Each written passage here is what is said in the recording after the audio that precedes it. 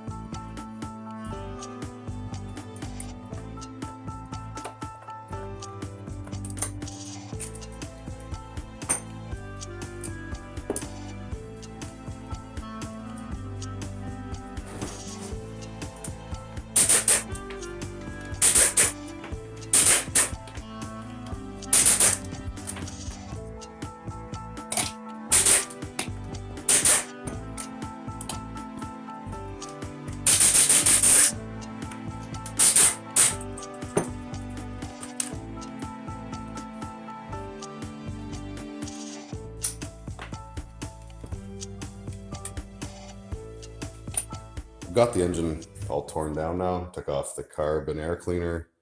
The fuel tank, disconnected the fuel lines. They're still kind of just hanging out there. And I also took the muffler off just for good measure, just to make it easier to maneuver and lay flat.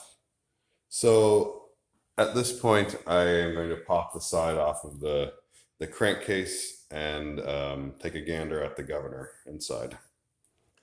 In order to take the crankcase cover off, I'm going to actually flip the engine up onto the recoil side. Otherwise, the camshaft can fall out when you do this. It's kind of, I believe, sitting right about here. And there's like a little bearing inside that, you know, lets it spin freely. But once that bearing's gone, there's nothing holding it in from one end.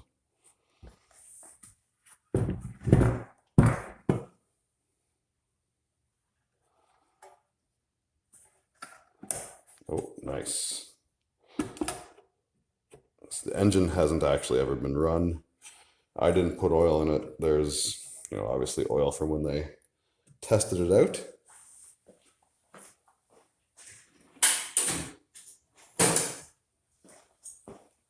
Just gonna grab a putty knife and kind of gently help this gasket off of the edge of the crankcase here. I didn't actually buy a new gasket.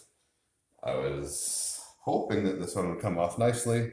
Like I said, it hasn't been run yet, so just a little zip tie here holding on the package with the key and whatnot.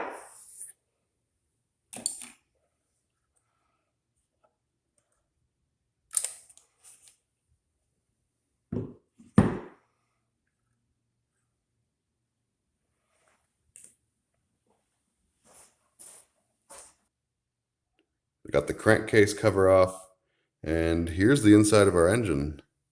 Right down there is the low oil shutoff. So you got the camshaft here, and you can see there's a nub on the end of it that goes inside the crankcase. We got our crankshaft and key. Again, make sure this stuff doesn't fall in the engine. It kind of goes without saying, but you really mess things up. Oh yeah, so I guess now all we have to do is remove this little hockey stick looking thing here, and then the plastic governor gear behind it.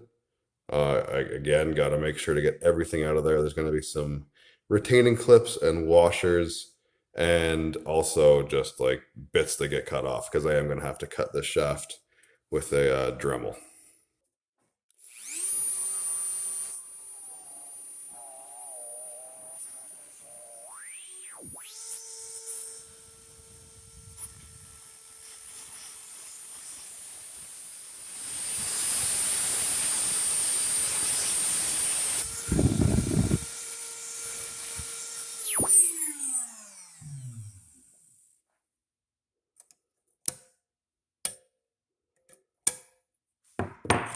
It's going to be incredibly hot, so just, don't touch it.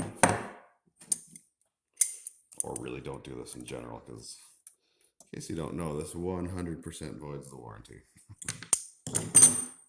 Alrighty.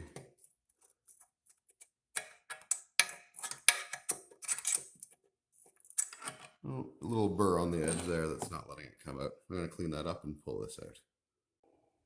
So I used an awl and just kind of pushed it through the other side. Grab it with your magnet. And then we just have to remove this white plastic gear here on the bottom right. There's this white washer here. And then underneath that, you can't really see it, I'm sure. So underneath that white washer, there's a little retaining ring right at the bottom of this shaft that meets the plastic. I am going to, I think, try to pry it out with a flat-bladed screwdriver. See how that goes. Well, that took quite some time, probably about 20 minutes. So you can see this little ring right here. That goes around this shaft and locks the whole plastic gear into place. What I had to do is take two flat-bladed screwdrivers and just kind of pry away from each other. There's a little split in the ring. You know how it's probably pressed in or what have you. It's super tedious, and I don't know of any easier way to do it, unfortunately. But it's out now, so I'm going to just collect all the parts out of here.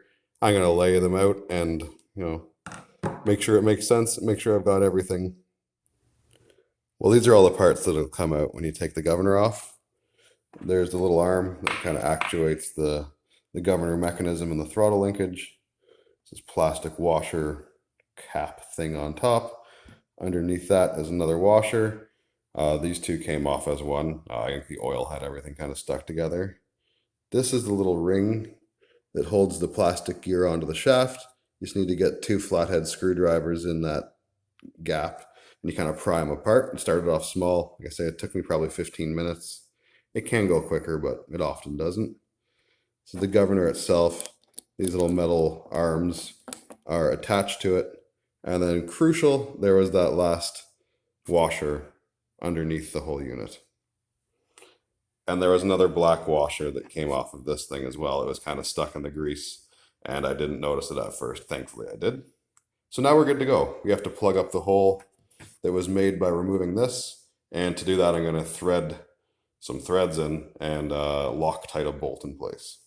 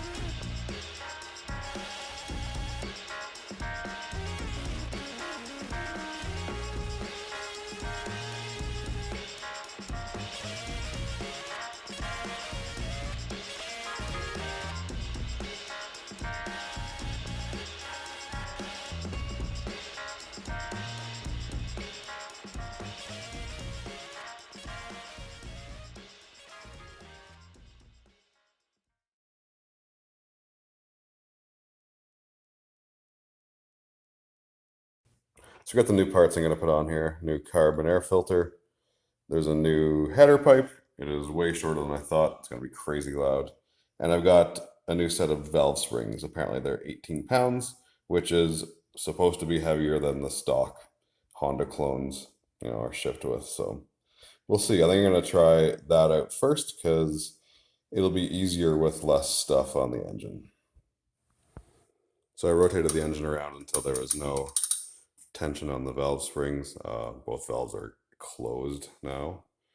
So yeah, I am going to take the spark plug out, and then I have a tool, I guess, that hooks up to my compressor that will thread into the spark plug hole, pressurize the cylinder, and keep the valves from falling into the cylinder once I take the, springs and retainers off and all that.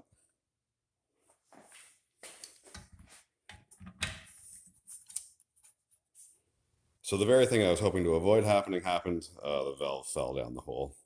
I had the intake and the exhaust side sort of wide open, so not surprisingly, the compressor just couldn't give it enough air, to keep it in place, but not the end of the world.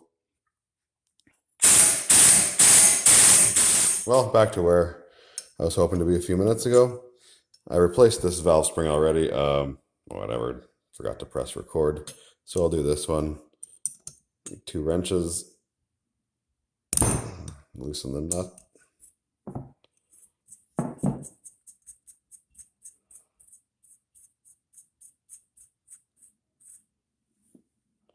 And this one comes off as well. I keep everything laid out and clean. Put a rag underneath the head just to keep crap from getting on the mating surface, so I get a nice seal. Take your rocker arm out. Remember, the push rods are still in the engine, so they'll need to be lined up when we put everything back together. I have a tool that's supposed to work for this, but it's just too bulky to get in here, so you can use pliers. And again, I like my magnet. Just kind of press down, grab the keeper.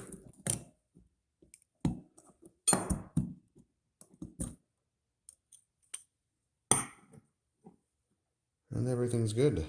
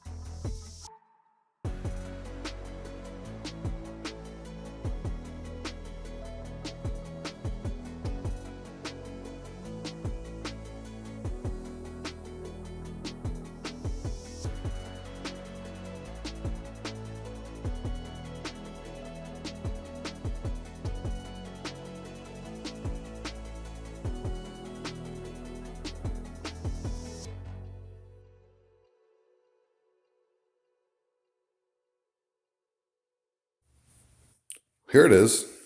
It's all assembled. The sweet short little header on.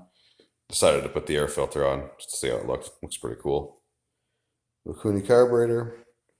Kind of like how everything's blue on it.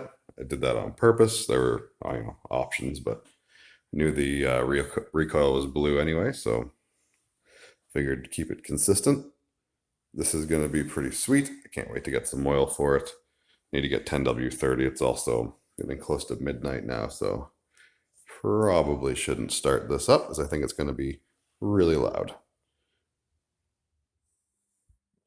Okay, it's been a couple of days since I put this together. Got some oil in it. Tried to fill the bowl with gas. This should start though.